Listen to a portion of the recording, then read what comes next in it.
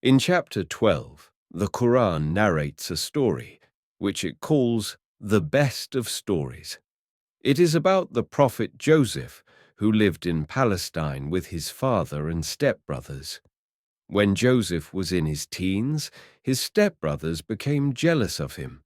They contrived to throw him into a dry well situated in a forest. But God came to his rescue. A caravan spotted him in the well and pulled him out. Later, they sold him as a slave in an Egyptian market. That was how he traveled from Palestine to Egypt. Luckily, his master was a courtier of the Egyptian king. As for his religion, the king was an idol worshipper, while Joseph, who belonged to the family of Abraham, was a believer in the oneness of God. After some years, when Joseph reached the age of maturity, he came in contact with the king. The king, greatly impressed by his personality and wisdom, offered him a high office in his government. In present terms, this was the equivalent of being the minister of agriculture.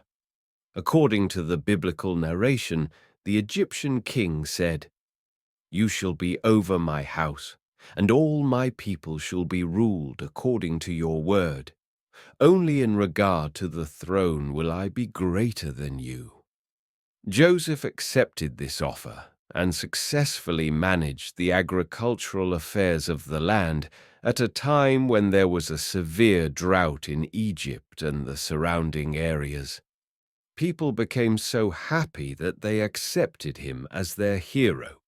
After narrating this story, the Quran says, "God does not waste the reward of those who do good, who are righteous and steadfast." What qualities did Joseph possess which elevated him to this high status? After reading his story, as given in the Quran, we can summarize these qualities. 1. Joseph's stepbrothers hatched an evil plot against him, which was intended to cause his death.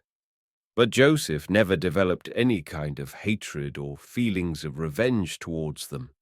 Instead, he forgave them and gave them a warm welcome in Egypt, as mentioned in the Quran.